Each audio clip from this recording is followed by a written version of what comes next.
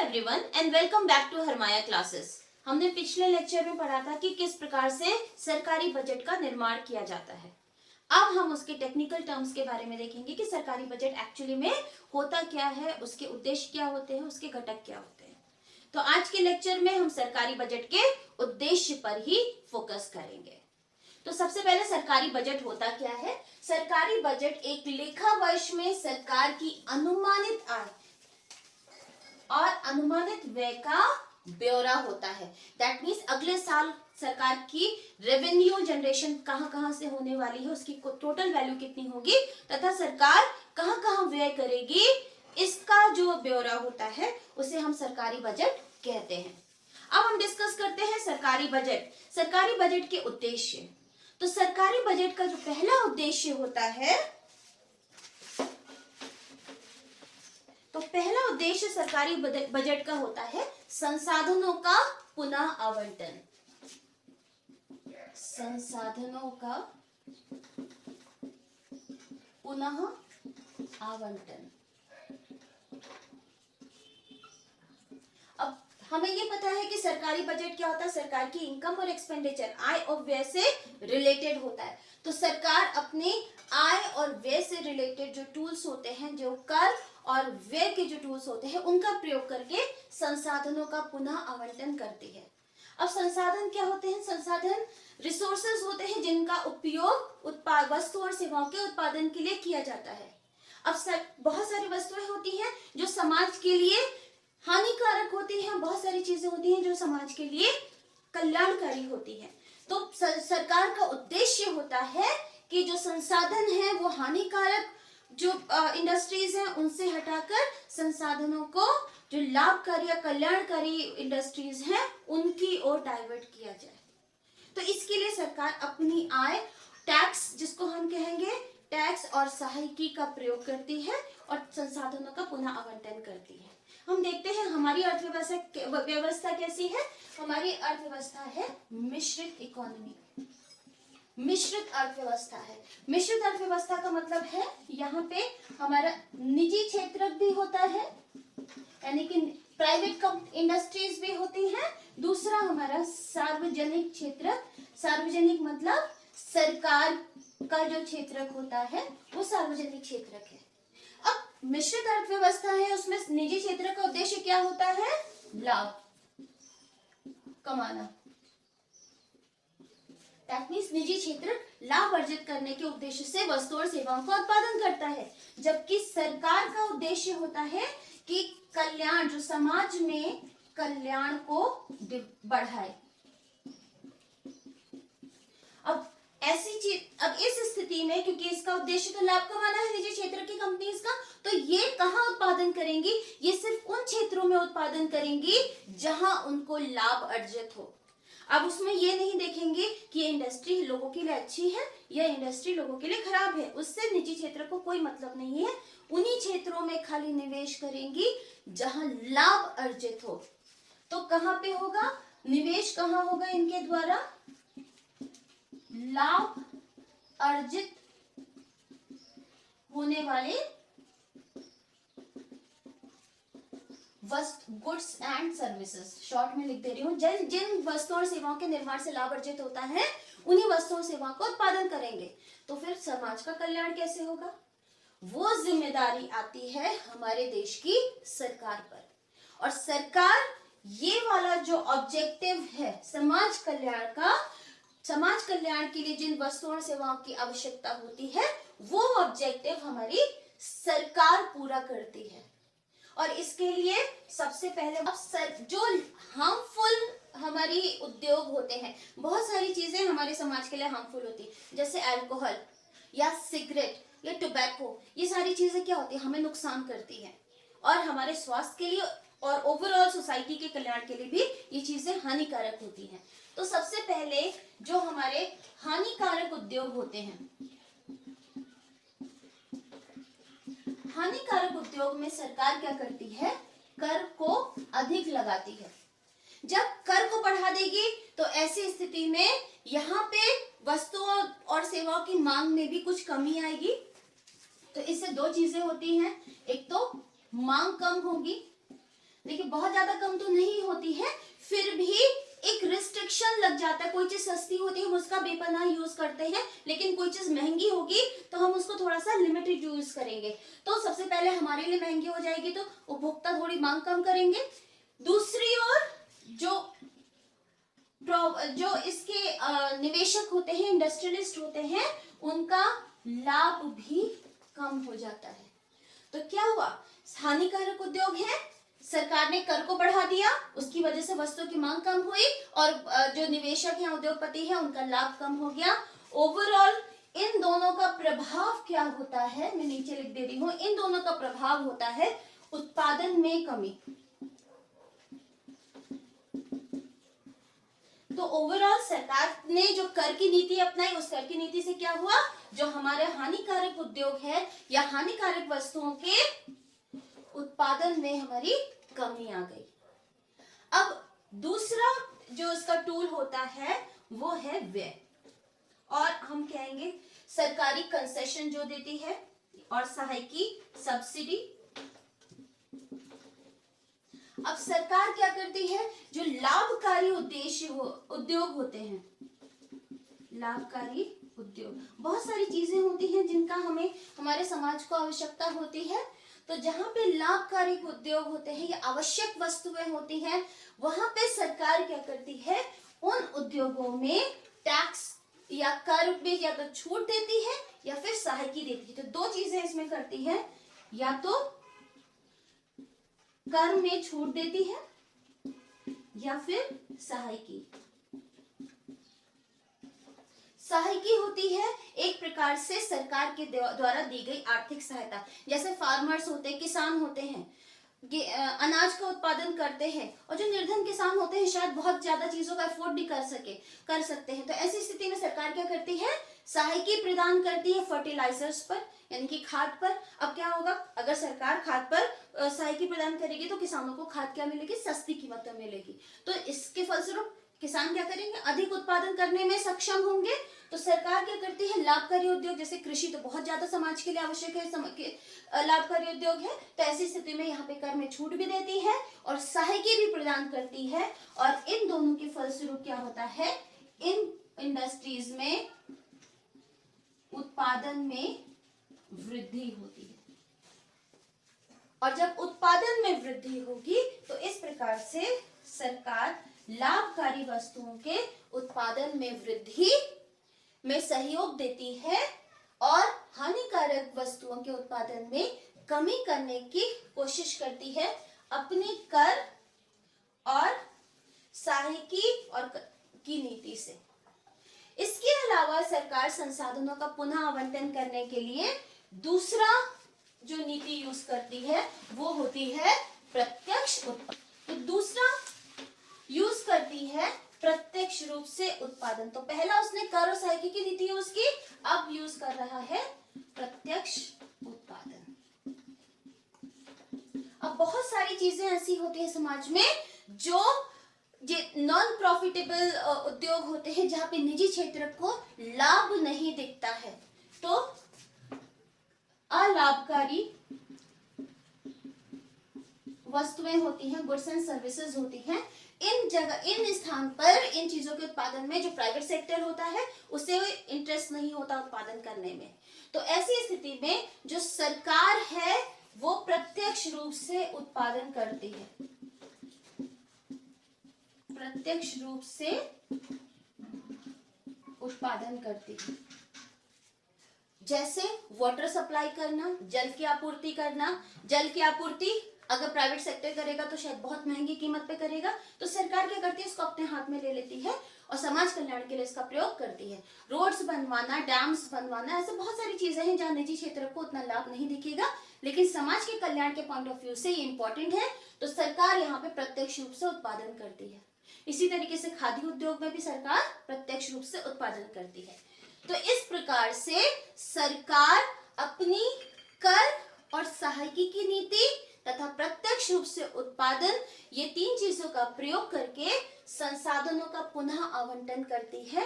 यानी कि जो संसाधन पहले हानिकारक उद्योग में लगे थे, अब वो संसाधन लाभकारी उद्योग में शिफ्ट हो जाते हैं। कि क्या होता है, एक बार फिर बता रही हूं मैं यहाँ पे। अब देखिए, दो तरीके के हमारे उद्योग हैं, एक है हानिकारक और दूसरा है लाभकारी। अब ऐसी स्थिति में क्या होगा, इसका हमारा उत्पादन कम हो जाएगा, इसका उत्पादन जब कम होगा तो कुछ संसाधन जो है हमारे इसमें जब उत्पादन कम होगा तो संसाधनों का यूज भी कम होगा, तो संसाधनों का प्रयोग कम हो गया। अब ये जो संसाधन हमारे एक्स्ट्रा बच गए हैं, ये संसाधन कहाँ चले जाएंगे, लाभकारी उद्योग की तरफ हमारे ये संसाधन शिफ्ट हो जाएंगे। तो इस प्रकार से क्या हुआ, हानिकारक संसाधनों उद्योग से जो संसाधन है उनको डाइवर्ट करके लाभकारी उद्योगों की तरफ पुनः आवंटित कर दिया गया। तो ये संसाधन क्या है, ये क्या हो रहा है, या पुनः आवंटन हो रहा है, कहां से, हानिकारक उद्योग से लाभकारी उद्योग की तरफ। और हानिकारक पर क्या सिर्फ सरकार ने क्या किया, कर में वृद्धि की है, लाभकारी उद्योग की तरफ क्या किया है, एक तो कर में कमी की है, प्लस सहायता दी है, प्लस प्रत्यक्ष उत्पादन किया है। तो ये इसकी समरी है जो अभी हमने पॉइंट पढ़ा है कि हानिकारक उद्योग पर सिर्फ टैक्स बढ़ा दिया, उससे उत्पादन में कमी हुई, जो संसाधन हमारे खाली हो गए वो संसाधन हमारे लाभकारी उद्योग की तरफ शिफ्ट हो गए, चाहे फाइनेंशियल रिसोर्सेज हो, पैसा हो, चाहे फिर फिजिकल या भौतिक संसाधन हो, वो सारे वो लाभकारी उद्योगों की तरफ चले जाएंगे। जिसकी और क्यों गए, क्योंकि वहां कर में छूट दी गई है, तो उत्पादन लाभकारी हो जाएगा। जो भी निजी क्षेत्र का उत्पादन कर रहा है उसको अधिक लाभ होगा क्योंकि कर कम हो गया है, सहायता मिलने से भी लाभ में वृद्धि होगी, और प्रत्यक्ष रूप से तो सरकार उत्पादन करेगी ही। अब इसके बाद दूसरा उद्देश्य है, अब हमारा अगला उद्देश्य है आय का पुनः वितरण। आय का पुनः वितरण के फल से सरकार क्या करती है, जो आय तथा संपत्ति की, इनफैक्ट मैं यहां लिख देती हूं, आय और संपत्ति की असमानता होती है, ये जो है इसमें सरकार कमी करती है। दैट मीन्स जो अमीर है, यानी कि जो रिच है, अमीर व्यक्ति है, और जो पुअर है, उन दोनों के बीच जो आय की असमानता है, जो आय का गैप है, वो गैप को कम करने के लिए सरकार बजटीय पॉलिसी का यूज करती है, जिसको हम राजकोषीय नीति भी कहते हैं। अब इसमें सरकार वही दोनों चीजें यूज करती है, पहली कर और दूसरी आर्थिक सहायता। अब सरकार क्या करती है, जो रिच या अमीर व्यक्ति है इन पर कर ज्यादा लगा देगी, जो गरीब व्यक्ति है उन्हें या तो सहायता देगी, दैट इज आर्थिक सहायता देगी। अब इसके फलस्वरूप क्या होगा, जो अमीर व्यक्ति है और जो गरीब व्यक्ति है उसके बीच में आय की समानता में असमानता में कमी होगी। तो गरीब व्यक्ति को जैसे सब्सिडी दी जाती है, पब्लिक डिस्ट्रीब्यूशन सिस्टम, सार्वजनिक वितरण प्रणाली के अंतर्गत राशन सस्ती कीमत पर दिया जाता है, या अन्य चीजों में सहायता दी जाती है, कई जगह बीपीएल कार्ड होता है तो छूट मिलती है। तो इस तरीके से सहायता से क्या होगा, जो गरीब व्यक्ति है उसकी आय में थोड़ी वृद्धि हो जाएगी, और ज्यादा कर लगाने से अमीर की आय में कमी हो जाएगी। तो जो गैप है, जो अंतर है दोनों की आय में, वो अंतर थोड़ा कम होगा। देखिए, सरकार का एक उद्देश्य होता है बजट का कि जो इनकम है वो इक्वली डिस्ट्रीब्यूटेड हो, यानी कि हर एक व्यक्ति की आय समान हो। लेकिन समाज में ऐसा नहीं होता, कोई बहुत अमीर होता है, मिलियनियर और बिलियनियर होता है, और कुछ बहुत गरीब होते हैं, शायद 2 वक्त की रोटी भी नहीं कमा सकते। तो सरकार का उद्देश्य होता है जो निर्धन लोग हैं उनको थोड़ा ऊपर उठाया जाए, कैसे अमीरों से पैसे को लिया जाए, उस अमीरों से लिए गए पैसे को वो निर्धन के कल्याण के लिए यूज कर सके। अब एक एग्जाम्पल लेके चलते हैं। मान लीजिए कोई अमीर व्यक्ति है, छोटा सा एग्जाम्पल ले रहे, इतनी कम आय होती नहीं है, 10,000 किसी की आय है, एक अमीर व्यक्ति की इनकम की बात करते हैं, रुपए 10,000 है।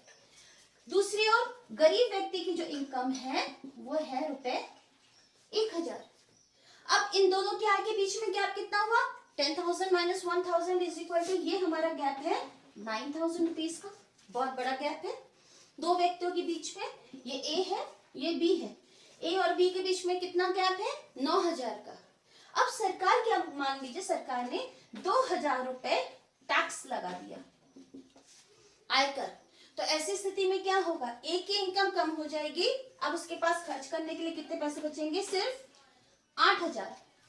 दूसरी ओर सरकार ने बी जो बहुत निर्धन है उसको आर्थिक सहायता दी, जैसे किसानों को अक्सर उनके अकाउंट में 2,000 रुपए डाल दिए जाते हैं, इस तरह की किसी भी प्रकार की आर्थिक सहायता दी, या विधवा पेंशन होती है, ओल्ड एज पेंशन होती, कहीं ना कहीं सरकार जो निर्धन है जिसके पास रिसोर्सेज नहीं है उसे आर्थिक सहायता प्रदान कर रही है। तो इससे क्या हुआ?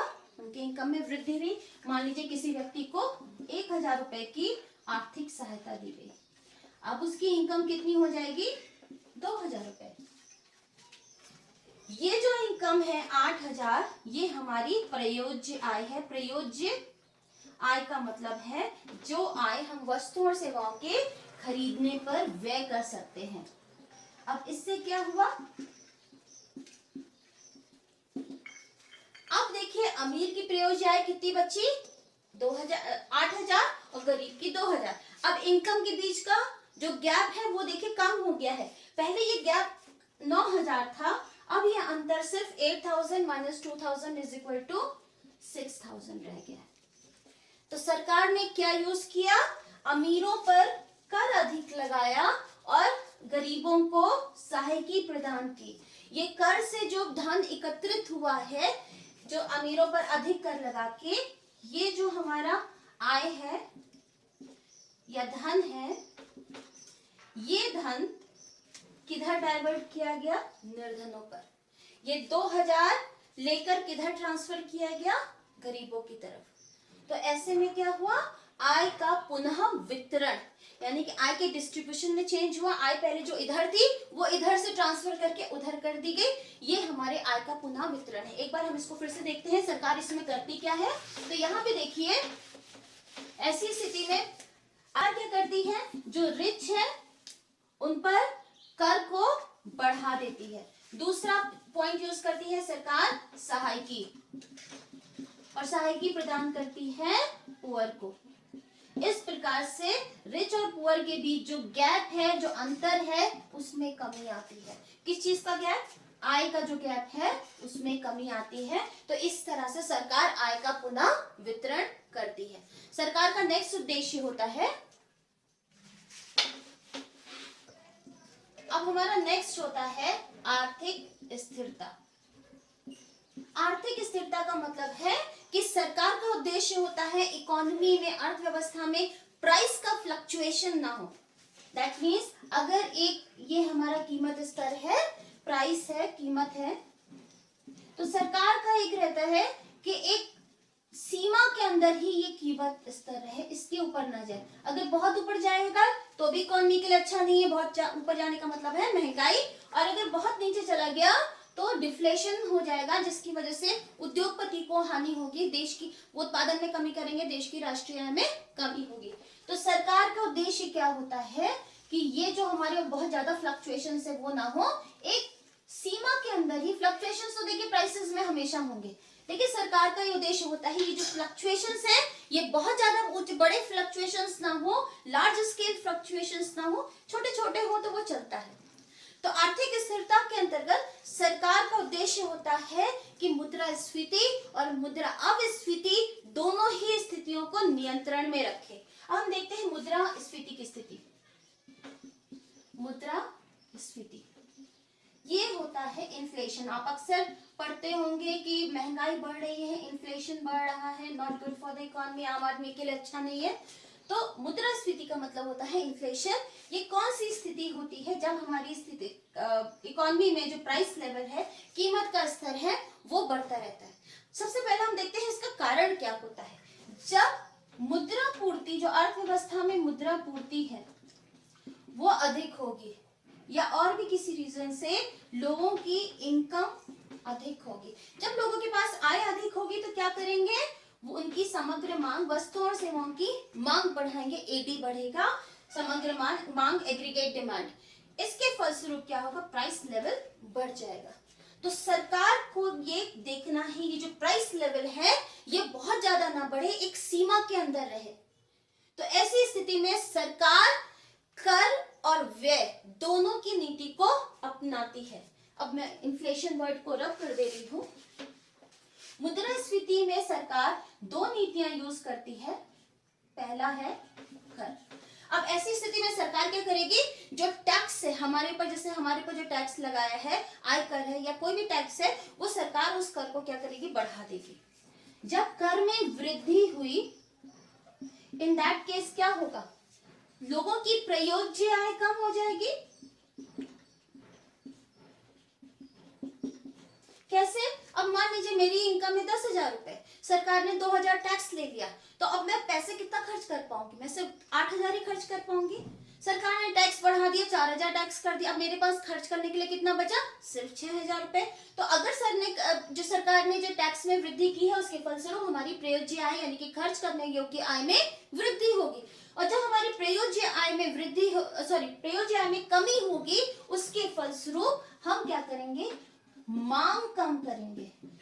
भाई जब मेरे पास 8,000 रुपए है तो मैं कितने की वस्तु मांगूंगी, मैं 8,000 की मांगूंगी। और जब मेरे पास 6,000 रुपए है तो मैं मांग कितने मूल्य की करूंगी, 6,000 की करूंगी। तो ओवरऑल क्या होगा, मांग कम हो जाएगी, या हम इनफैक्ट कह सकते हैं अर्थव्यवस्था में समग्र मांग में कमी आएगी। जब समग्र मांग दैट इज ये समग्र मांग में कमी हो गई तो उसके फलस्वरूप क्या होगा, प्राइस लेवल कम हो जाएगा। और प्राइस लेवल कम होने का मतलब है जो हमारी मुद्रास्फीति की स्थिति है, महंगाई की स्थिति है, वो स्थिति नियंत्रण में आ जाएगी। दूसरी जो नीति यूज करेगी सरकार, वो है हम सरकार के व्यय की।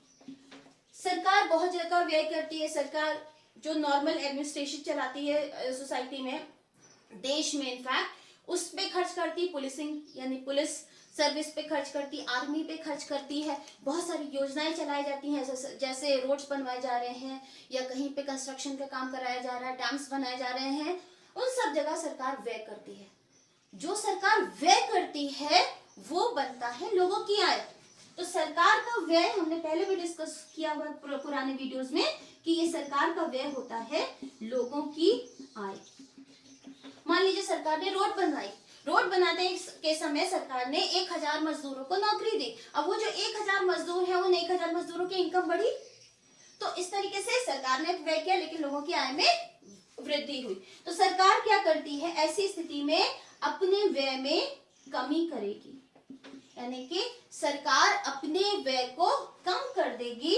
अब जब सरकार व्यय कम करेगी तो लोगों की आय भी कम होगी, इसके फलस्वरूप क्या होगा, लोगों की आय इनफैक्ट कम होगी। जब लोगों की इनकम कम होगी, इन दैट केस लोग वस्तुओं और सेवाओं की जो मांग है उस मांग में भी कमी करेंगे, समग्र मांग यानी एडी में भी कमी आ जाएगी और जिसके फलस्वरूप प्राइस लेवल डाउन हो गया। तो इस तरीके से सरकार जब मुद्रास्फीति की स्थिति होती है, कर में वृद्धि करेगी और सरकारी व्यय में कमी करेगी। व्यय किसका है, ये सरकारी व्यय है। सरकारी व्यय में कमी करेगी और कर में वृद्धि करेगी। अब ऐसी स्थिति में देखिए, जब कर क्या है, सरकार की प्राप्ति होती है, तो हम यहाँ पे इस तरह से भी लिख सकते हैं, कर यानी कि प्राप्ति कम हो जाएगी और सरकार के कर अधिक है तो यहाँ पे सरकार की प्राप्ति क्या होगी, अधिक होगी और सरकार के जो व्यय हैं वो कम होंगे। इसका मतलब क्या हुआ, सरकार की प्राप्ति अधिक है, सरकार के व्यय कम है, व्यय ज्यादा है। तो ऐसी स्थिति में सरकार का जो बजट बनेगा वो होगा अधिशेष बजट। अधिशेष बजट, जिसको इंग्लिश में सरप्लस बजट कहते हैं, कि सरकार की जितनी इनकम आ रही है सरकार के खर्चे उससे कम है, तो कुछ पैसे सरकार के पास बचे रह जाएंगे, इसे अधिशेष बजट कहते हैं। तो जब मुद्रास्फीति की स्थिति होती है तो सरकार कर अधिक लेती है, सरकार अपनी प्राप्तियों को बढ़ा देती है, सरकार व्यय कम करती है और इसके फलस्वरूप प्राप्ति अधिक होती है, व्यय कम होता है, इसके फलस्वरूप अधिशेष का बजट बनाती है और सरकार मुद्रास्फीति को नियंत्रण में रखती है। दूसरी स्थिति इसमें होती है, मुद्रा अविस्फीति। सबसे पहले हम देखते हैं जिसको हिंदी में इंग्लिश में कहते हैं डिफ्लेशन। मुद्रा अविस्फीति का मतलब होता है जब कीमत स्तर में कमी होती है, प्राइस लेवल अर्थव्यवस्था में कम हो रहा होता है। इससे क्या होता है, जो उद्योगपति होते हैं, जो निर्माता होते हैं, उन लोगों को हानि होती है। जब कीमत स्तर कम होगा तो लाभ में भी कमी होगी, तो उनका ज्यादा इंटरेस्ट उत्पादन में उनकी जो इंटरेस्ट है वो भी कम हो जाता है। इसकी वजह से अर्थव्यवस्था में ओवरऑल मंदी की स्थिति उत्पन्न हो जाती है, and that is not good for the economy. तो सरकार का उद्देश्य रहता है जो कीमत स्तर में कमी हो रही है वो कमी भी अधिक ना हो। देखिए कीमत स्तर में हम इसमें भी देखते हैं कि कमी का रीजन क्या होता है। देखिए जब हमारी मुद्रा पूर्ति कम होगी उससे क्या होगा, हम लोगों की आय कम हो जाएगी। जब लोगों की आय कम है, लोग क्या करेंगे, समग्र मांग में भी कमी करेंगे, सब मांग कम करेंगे, जिसकी वजह से कीमत स्तर में भी कमी होगी। अब सरकार का उद्देश्य होता है कि लोगों की आय में वृद्धि करे, क्योंकि आय कमी मुख्य रीजन है। जब सरकार लोगों की आय में वृद्धि हो जाएगी तो ओवरऑल हमारी डिमांड बढ़ जाएगी और प्राइस लेवल भी बढ़ेगा। अब सरकार इसके लिए भी वही दोनों नीतियां यूज करती है जो भी हमने डिस्कस किया है। पहला है सरकार कर, जो कर क्या होता है, सरकार की प्राप्ति। अब ऐसी स्थिति में सरकार क्या करेगी, कर में कमी कर देगी, यानी कि कर को कम करेगी। अब जब सरकार का टैक्स कम लेगी तो ऐसी स्थिति में क्या होगा, लोगों के पास खर्च करने योग्य आय अधिक होगी। तो ऐसे में लोगों की जो प्रयोज्य आय है, और ये प्रयोज्य आय किसकी है, पब्लिक की, लोगों की प्रयोज्य आय बढ़ जाएगी। मान लीजिए मेरी इनकम 10,000 है, मैं 2,000 टैक्स दे रही हूँ, तो मेरे पास बचे कितने, 8,000। अब सरकार ने टैक्स कम कर दिया, अब 2,000 की जगह 1,000 टैक्स ले रहे, अब मेरे पास कितना बचेगा, 9,000। यानी कि पहले मैं 8,000 की मांग करती थी, अब मैं 9,000 मेरे पास खर्च करने के लिए बचे हैं, तो मैं क्या करूंगी, ज्यादा वस्तुओं की मांग करूंगी। इसके फलस्वरूप क्या होगा, जो मांग है, जिसको हम समग्र मांग भी कह सकते हैं, उसमें वृद्धि होगी। जब मांग में वृद्धि होगी, दैट मीन्स एडी में वृद्धि होगी, तो फिर उसके फलस्वरूप क्या होगा, प्राइस लेवल में भी वृद्धि होगी। और जब प्राइस लेवल में वृद्धि होगी तो मुद्रा अविस्फीति की स्थिति में कमी आएगी, वो थोड़ा ठीक होने के डायरेक्शन में बढ़ेगा। दूसरा है सरकारी व्यय। अब हमें पहले ही पता है कि सरकार के व्यय क्या होते हैं, लोगों की आय होती है, और सरकार का उद्देश्य क्या है, लोगों की आय में वृद्धि करना। तो सरकारी व्यय क्या हो जाएंगे, इसमें वृद्धि होगी। सरकारी व्यय में वृद्धि होगी तो इसके फलस्वरूप क्या होगा, लोगों की जो आय है वो बढ़ जाएगी, हमारे पास खर्च करने योग्य जो आय है वो बढ़ जाएगी। क्योंकि सपोज कीजिए सरकार ने रोड्स बनानी शुरू की, मजदूर रखे, उनको पैसे दिए, तो क्या हुआ, उनकी इनकम जनरेट हुई, तो उनकी आय में वृद्धि हुई। अब जिसके फलस्वरूप वो मांग अधिक करेंगे तो समग्र मांग में वृद्धि होगी। जब समग्र मांग में, यानी कि एडी में, जिसको हम एडी कहते हैं, एडी में वृद्धि होगी, उसके फलस्वरूप कीमत स्तर में वृद्धि होगी। तो अब क्या हुआ, सरकार ने टैक्स में कमी कर दी और सरकारी व्यय में वृद्धि की। तो ये दोनों जो स्थितियां मिलाएंगे, इन दोनों की स्थितियों के जो मिश्रण से हमारी मुद्रा अविस्फीति या डिफ्लेशन की स्थिति कंट्रोल में आएगी। अब यहाँ पे देखिए, कर सरकार की प्राप्ति है और दूसरी ओर व्यय क्या है, सरकार की खर्चे। अब जब सरकार की प्राप्ति यहाँ कम कर दी तो सरकार की प्राप्तियां कम हो गई, व्यय बढ़ गए, तो क्या होगा, सरकार की प्राप्ति कम है सरकार के व्यय से। ऐसी स्थिति में क्या होगा, सरकार ने कर कम कर दिया, सरकार के अकाउंट में पैसे कम आ रहे हैं, सरकार खर्चे खूब सारे कर रही है, तो अकाउंट से पैसे खूब सारे जा रहे हैं। अब अकाउंट से पैसे जा रहे हैं 100 रुपए, आय आ रही है 50 रुपए, तो ऐसी स्थिति में क्या होगा, सरकार को घाटा होगा। तो सरकार क्या करती है, घाटे का बजट बनाती है। जब मुद्रा अविस्फीति की स्थिति होती है तो घाटे का बजट बनाया जाता है, क्योंकि प्राप्तियां कम होती हैं और व्यय अधिक होते हैं। और जब मुद्रा स्फीति की स्थिति होती है तब अधिशेष बजट बनाया जाता है। अब इससे एक और चीज सामने आती है, जब सरकार को ये घाटा हुआ है, अब खर्चे कितने हैं, 100 रुपए, मान लीजिए प्राप्ति है 50 रुपए, खर्चे हैं 100 रुपए, तो ऐसी स्थिति में जो बचे हुए 50 रुपए हैं, क्योंकि खर्चा तो करना है 100 रुपए, प्राप्ति तो आज 85 रुपए है, तो हम क्या करेंगे, 50 रुपए कहीं से उधार लेंगे तभी तो हम भुगतान कर पाएंगे। इस घाटे को पूरा करने के लिए सरकार क्या करती है, लोन लेती है। अब सरकार, मैं ऊपर लिख दे रही हूं इसको, यहाँ नीचे जगह नहीं है, सरकार क्या करती है, लोन लेती है। अब लोन लेगी, ऋण लेगी सरकार, आरबीआई से ऋण लेगी, भारतीय रिजर्व बैंक से, रिजर्व बैंक ऑफ इंडिया से ऋण लेगी। अब रिजर्व बैंक ऑफ इंडिया क्या करेगी, सरकार से सरकारी प्रतिभूतियां ले लेगी, सरकार से गवर्नमेंट सिक्योरिटीज ले लेगी और उसके बदले में नए नोट छापेगी।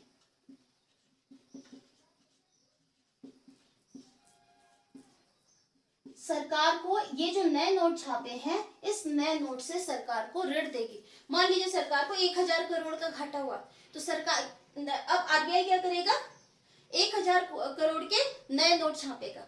अब नए नोट छापेगा और सरकार को देगा। अब सरकार उस नए मुद्रा का क्या करेगी, सरकार इस मुद्रा को क्या करेगी, व्यय करेगी। खर्च करने के लिए है तो उसने वो 50 रुपए एक्स्ट्रा लिए हैं, तो सरकार क्या करेगी, ये जो नए नोट है ये सरकार क्या करेगी, सरकार के पास आए और सरकार इसको व्यय करेगी।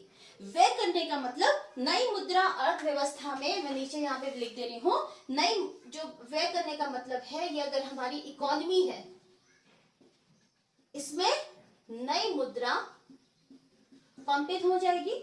जब नई मनी आएगी तो इसके फलस्वरूप क्या होगा, मुद्रा की जो पूर्ति है, यानी कि मनी सप्लाई है, मुद्रा पूर्ति बढ़ जाएगी, क्योंकि अब हमारे क्या हुए, नए नोट आ गए तो मुद्रा पूर्ति बढ़ गई। अब जब मुद्रा पूर्ति बढ़ जाएगी, इसके फलस्वरूप क्या होगा, लोगों की आय बढ़ी, मुद्रा पूर्ति कहाँ, ये पैसे किसके पास जाएंगे, नए नोट, ये तो लोगों के पास ही जाएंगे, क्योंकि सरकार व्यय करेगी, सरकार का व्यय लोगों की आय होता है, तो लोगों के पास ये पैसे जाएंगे, लोगों की इनकम में इंक्रीज होगी, लोग समग्र मांग में वृद्धि करेंगे और प्राइस लेवल में भी वृद्धि होगी। तो इससे क्या है, यहाँ पे मुद्रा पूर्ति में वृद्धि हो गई। मुद्रा पूर्ति में वृद्धि होने के फलस्वरूप क्या होगा, लोगों की जो आय है वो भी बढ़ जाएगी। जब लोगों की इनकम बढ़ेगी तो लोग मांग अधिक करेंगे और उसके फलस्वरूप जो समग्र मांग है उसमें भी वृद्धि होगी और अर्थव्यवस्था में जो कीमत का स्तर है वो भी बढ़ जाएगा, जिसके फलस्वरूप ये जो अविस्फीति की स्थिति है वो अविस्फीति की स्थिति ठीक हो जाएगी। तो इस प्रकार से सरकार बजटीय नीति का प्रयोग करके आर्थिक स्थिरता अर्थव्यवस्था में मेंटेन करती है। दैट मीन्स जो प्राइस में फ्लक्चुएशंस है, जो कीमत में जो फ्लक्चुएशंस हैं बहुत सारे, इन फ्लक्चुएशंस को सरकार, ये दोनों अभी जो हमने डिस्कस किया है कर और व्यय से, इसमें ये फ्लक्चुएशंस में सरकार कमी करती है। तो इस प्रकार से जब बहुत ज्यादा फ्लक्चुएशंस नहीं होंगे तो फिर फ्लक्चुएशन छोटे होंगे, तो अनसर्टेनिटी, जो अनिश्चितता होती है इकोनॉमी में, वो अनसर्टेनिटी खत्म हो जाएगी और इकोनॉमी में एक स्मूथ रनिंग इकोनॉमी होगी। अब हम नेक्स्ट उद्देश्य है आर्थिक समृद्धि। आर्थिक समृद्धि। अब आर्थिक समृद्धि का अर्थ क्या होता है, इसका मतलब होता है अर्थव्यवस्था में समृद्धि होना, और अर्थव्यवस्था में समृद्धि का अर्थ है कि जो देश की जीडीपी है, दैट इज सकल घरेलू उत्पाद है, उसमें वृद्धि हो। और जीडीपी क्या होती है, एक लेखा वर्ष में उत्पादित सभी अंतिम वस्तुओं सेवाओं का मूल्य का टोटल वैल्यू होती है। तो इसका मतलब गुड्स एंड सर्विसेज के उत्पादन में वृद्धि हो। तो जीडीपी में उत्पादन में, जीडीपी में वृद्धि कब होगी, जब देश में गुड्स एंड सर्विसेज के जो उत्पादन है उसमें वृद्धि होगी। और ये वृद्धि कब संभव है, जब देश में निवेश अधिक हो, तो जीडीपी में वृद्धि, कब होगी? जब निवेश अधिक होगा, क्योंकि निवेश जब बढ़ता है, निवेश क्या होता है? पूंजीगत वस्तुओं के स्टॉक में वृद्धि, जैसे मशीन्स हैं, बिल्डिंग्स हैं, उत्पादन की इकाइयां हैं, इसमें वृद्धि। तो निवेश में वृद्धि होने के फलस्वरूप क्या होगा? देश की जो उत्पादन क्षमता है उसमें भी वृद्धि होगी, जो प्रोडक्टिव कैपेसिटी में इंक्रीज होगा। प्रोडक्टिव कैपेसिटी में इंक्रीज होने के फलस्वरूप हमारे प्रोडक्शन में या उत्पादन में वृद्धि होगी। तो आर्थिक समृद्धि का अर्थ है सरकार इस प्रकार से बजटीय पॉलिसी बनाए कि देश की जो जीडीपी है उस जीडीपी में वृद्धि हो, जिसके लिए सरकार को देश में निवेश को बढ़ाना होता है। इसके लिए सरकार ऐसी बजटीय नीति बनाती है जिसमें सरकार सेविंग्स, अब सरकार की जो पॉलिसी होती है ऐसी नीति बनाती है, ऐसी पॉलिसी मेकिंग करती है जिसमें क्या करती है? सबसे पहले अर्थव्यवस्था में जो बचत है उसको बढ़ावा देती है। बहुत सारे ऐसी पॉलिसीज बनाती, कभी कभी क्या होता है कि आप इस स्कीम में पैसा लगाएंगे तो आपको कर में छूट मिलेगी, इनकम टैक्स हम लोग हर साल देते हैं। तो क्या होता है, सरकार कहती है आपने इसमें इस 80D में 80CCD में आपने इतने पैसे लगाए, इससे इसके फलस्वरूप क्या होगा? आपकी जो टैक्स है वो टैक्स कम हो जाएगा। तो हमको भी लगता है अच्छा ठीक है, ये हमारे इन्वेस्टमेंट हो जा रहा है, जो फ्यूचर में हम इस पैसे को यूज कर लेंगे, टैक्स देने से अच्छा हम यहाँ निवेश करते। तो सर, लेकिन ये क्या है? ये इनडायरेक्टली सरकार हमें मोटिवेट कर रही है कि हम निवेश में वृद्धि करें या हम बचत में वृद्धि करें। तो जब बचत में वृद्धि होती है तो सरकार का उद्देश्य होता है ये जो हमारी बचत की वृद्धि है उसको चैनलाइज करें, चैनलाइज करके निवेश में यूज करें।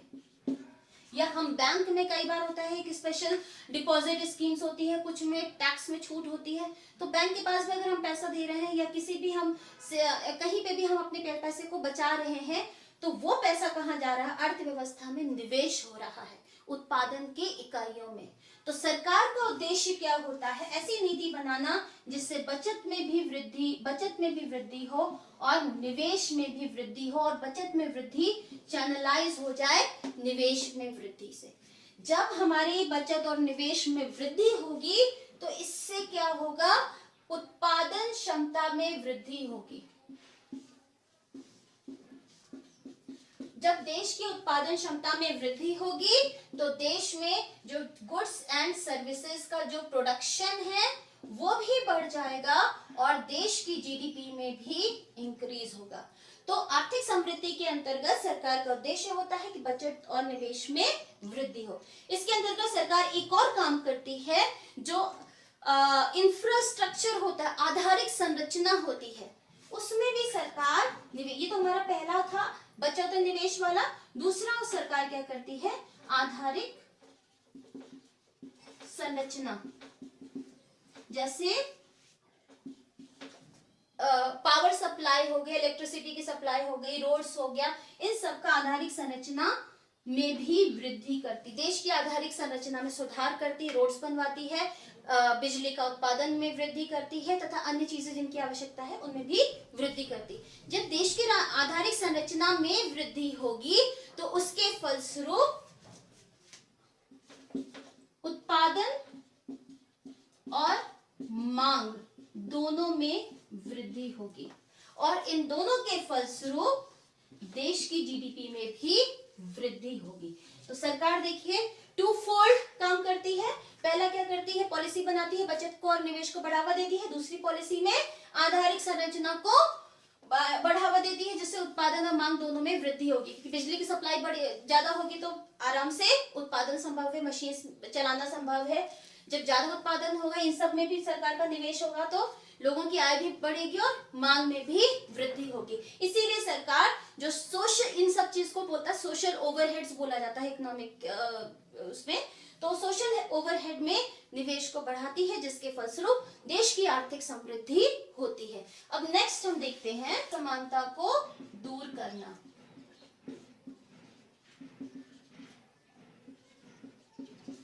कम करना।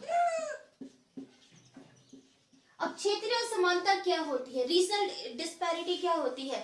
क्षेत्र जैसे हमारे देश में बहुत सारे क्षेत्र होते हैं, बहुत सारे राज्य हैं, अब राज्यों के बीच में असमानता है। अब महाराष्ट्र जैसे बहुत, अगर हम बात करें महाराष्ट्र है, तो महाराष्ट्र की जो जीडीपी है वो ज्यादा है। दूसरी तरफ हम बिहार की बात करते हैं, बिहार पिछड़ा हुआ एरिया है, इसकी जीडीपी जो है हमारी कम है। अब सरकार का उद्देश्य क्या होता है, या छत्तीसगढ़ की बात करते हैं, बिहार या फिर छत्तीसगढ़,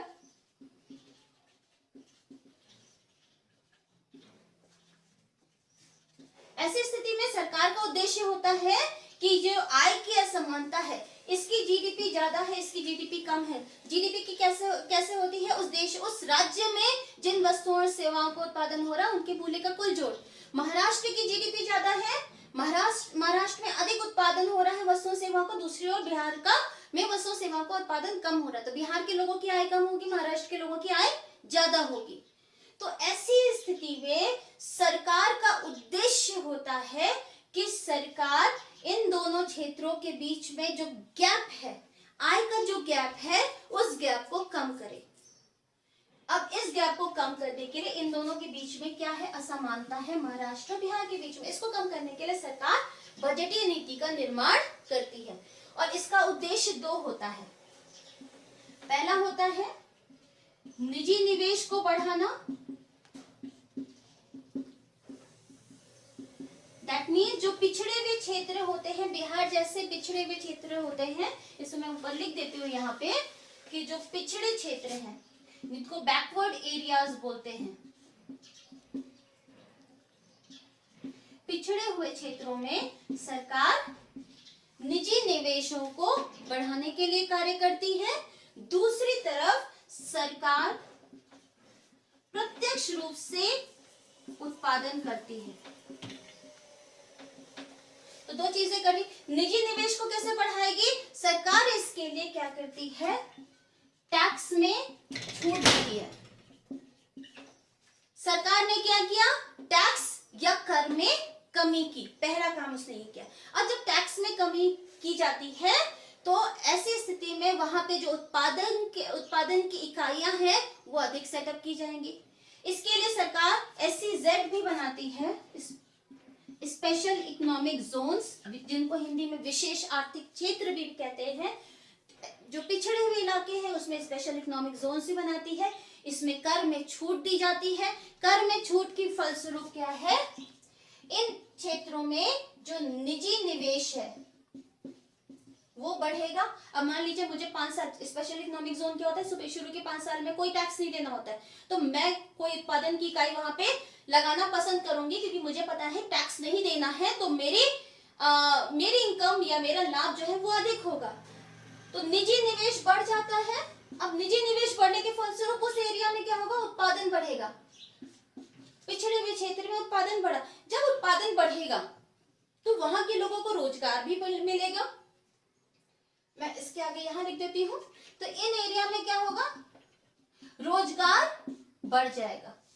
जब रोजगार में वृद्धि होगी उसके फलस्वरूप वहां के लोगों की आय में वृद्धि होगी और ओवरऑल इन दोनों के फलस्वरूप क्या होगा, उस एरिया की जीडीपी में भी वृद्धि होगी। जैसे छत्तीसगढ़ में सरकार ने स्पेशल इकोनॉमिक जोन्स बनाए, वहां पे टैक्स में छूट दी और टैक्स के अलावा और भी बहुत सारी छूट दी, प्लस सहायकी भी दी। न सिर्फ छूट दी, बहुत सारी चीजों में सब्सिडी भी दी। इसके फलस्वरूप क्या होगा, बहुत सारी उत्पादन की इकाइयों ने क्या किया, वहां पे प्रोडक्शन यूनिट्स लगाए। अब जो उत्पादन की इकाइयां बहुत ज्यादा बढ़ जाएंगी तो वहां पे वर्कर्स की जरूरत पड़ेगी। जब वर्कर्स की जरूरत पड़ेगी, एम्प्लॉयमेंट जनरेट होगा और उनकी इनकम जनरेट होगी, जिसकी वजह से उस एरिया की जीडीपी में वृद्धि होगी। और जो क्षेत्र पिछड़ा हुआ है वो थोड़ा सा विकास की ओर बढ़ेगा, उसमें विकास होना शुरू हो जाएगा। दूसरा, सरकार प्रत्यक्ष रूप से वस्तुओं और सेवाओं का उत्पादन करेगी। प्रत्यक्ष रूप से उत्पादन किस चीज का करेगी, गुड्स एंड सर्विसेज का। दैट मीन्स सरकार अपनी उत्पादन की इकाइयां वहां पर लगाएगी। जैसे सरकार ने अपना स्टील का प्लांट लगाया या ऑयल रिफाइनरी वहां पे लगाई, इसके फलस्वरूप क्या होगा, वहां पे उत्पादन में वृद्धि होगी।